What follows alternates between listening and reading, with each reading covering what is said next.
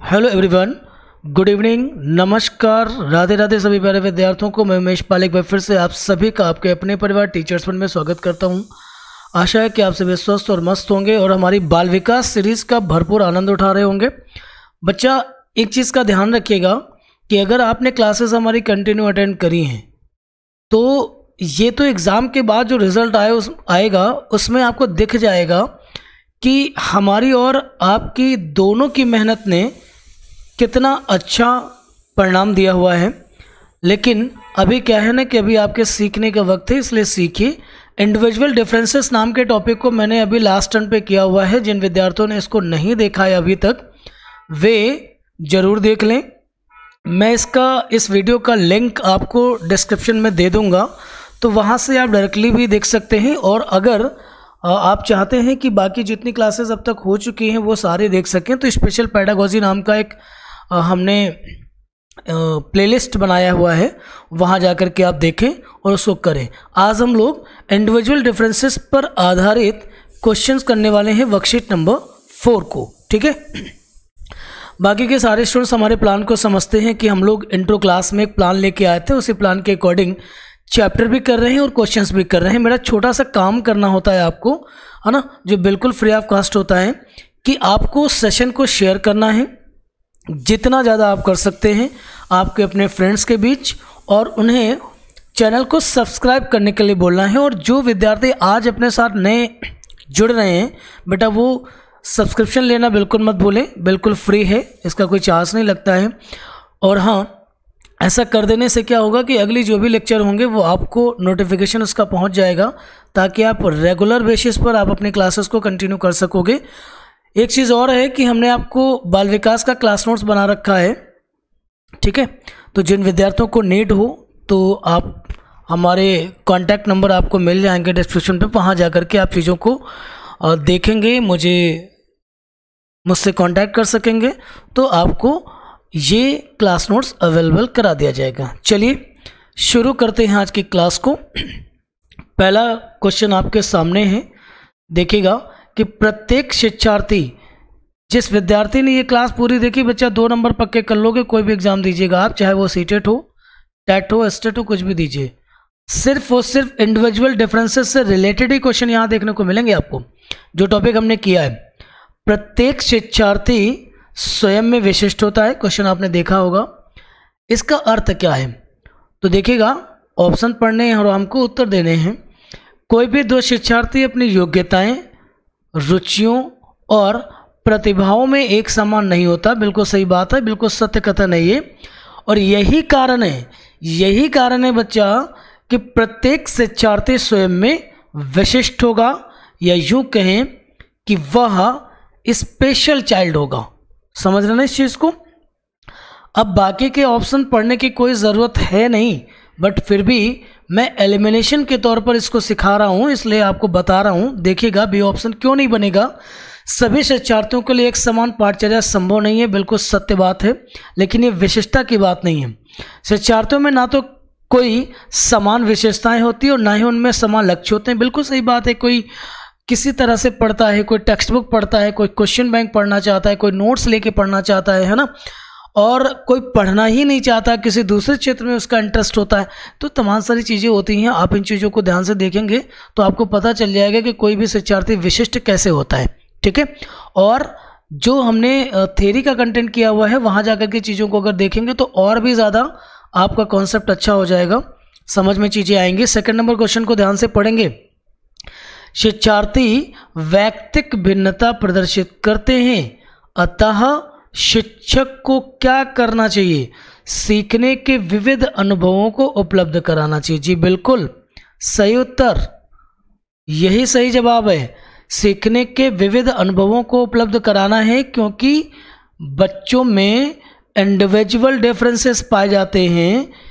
कोई भी बच्चा एक ही तरीके से पढ़ाए जाने से वह सीख नहीं पाएगा, क्योंकि उसमें इंडिविजुअल डिफरेंसेस हैं।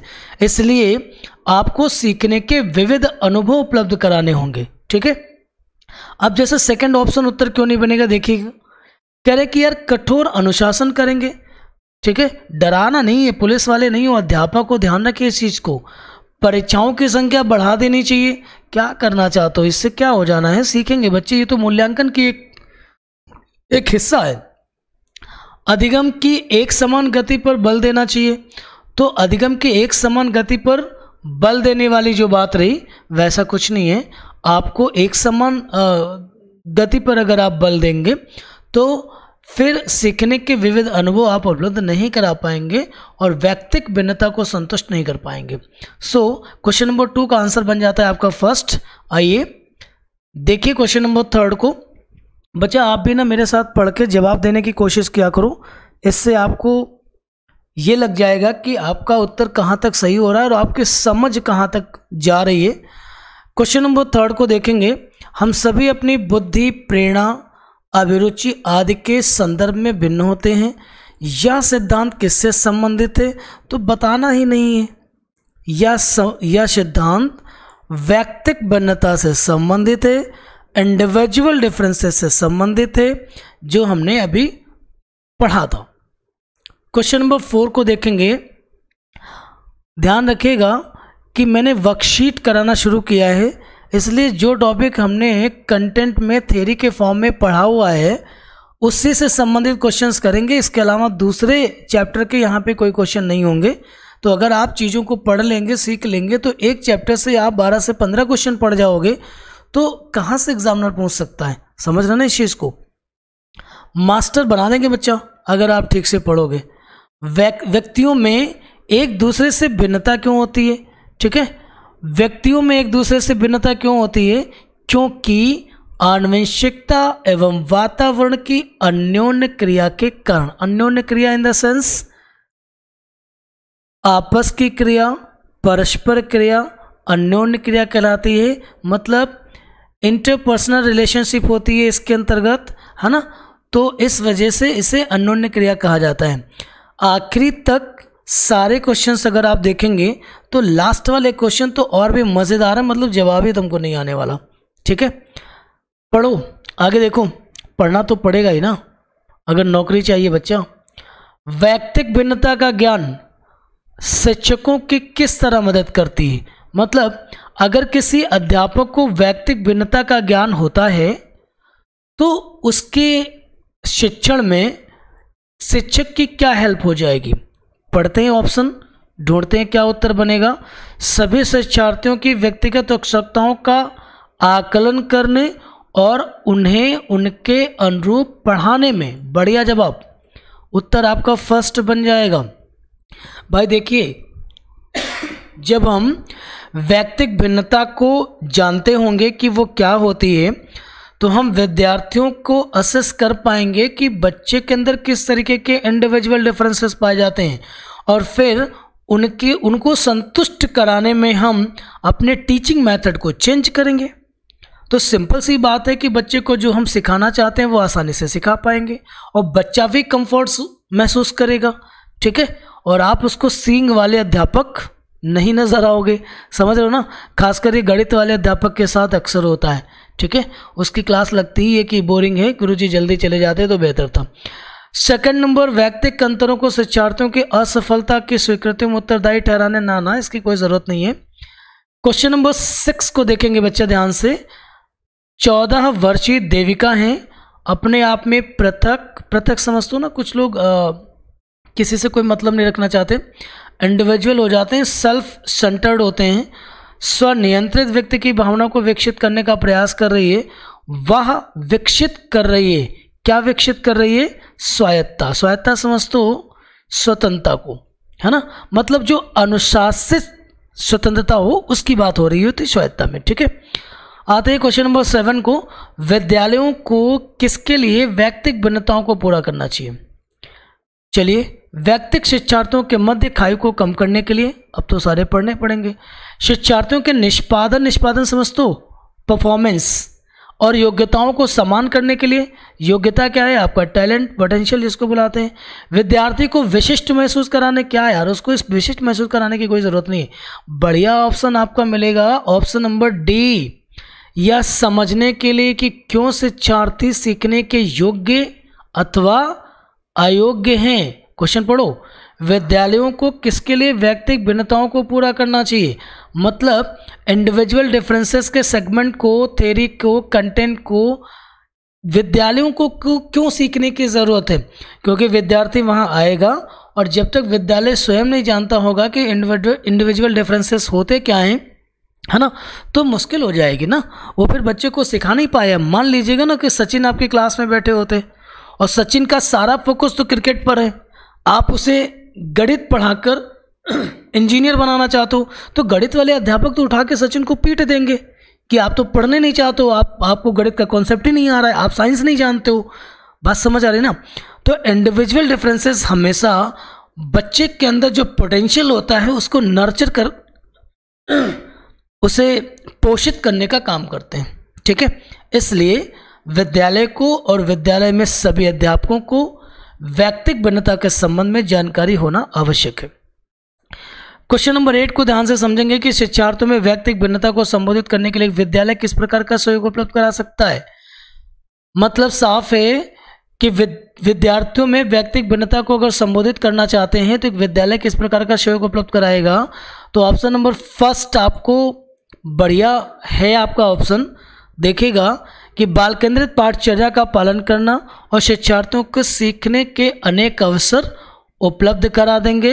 इंडिविजुअल डिफरेंस सेटिस्फाइड हो जाएगा, कुछ करना ही नहीं है, आगे हमको पढ़ना भी नहीं है, ठीक है। क्वेश्चन नंबर 9 को देखेंगे कि व्यक्तिगत शिक्षार्थी एक दूसरे से भिन्न क्यों होते हैं, कहाँ भिन्न होंगे। ये गलत जा रहा था। विकास की दर में देखिए, विकास क्रम, विकास के सिद्धांत सभी में समान होते हैं। विकास की दर लोगों में भिन्न होती है, एक दूसरे में भिन्न होती है, क्योंकि किसी में विकास तेज गति से होगा, किसी में धीमा होगा। मान लीजिए 2 लोग हैं, 2 बच्चे हैं, किसी में बाल्यावस्था में विकास तेज हो रहा है और किसी में उसकी अपेक्षा उसमें कैसा हो रहा है, धीमा हो रहा है, ठीक है। तो इसलिए बच्चे क्या हो जाते हैं, एक दूसरे से भिन्न हो जाते हैं। चलिए, उम्मीद है समझ में आ गया। बहुत प्यारा क्वेश्चन देखिएगा, क्वेश्चन नंबर 10। इसका जवाब वही लोग दे पाएंगे जो इससे पहले के लेक्चर को जिन्होंने देखा है, मतलब इसकी थ्योरी को देखा है। हेरेडिटरी जीनियस नामक पुस्तक के लेखक कौन है, आता है? वैसे एक चीज बताऊं, 1869 में यह बुक गाल्टन ने प्रकाशित करी थी। उत्तर मिल गया होगा आपको, और ये मैंने पहले वाले लेक्चर में लिखा हुआ है, इसको देख लेंगे आप, ठीक है। चलिए 11 नंबर को देखते हैं, समझते हैं।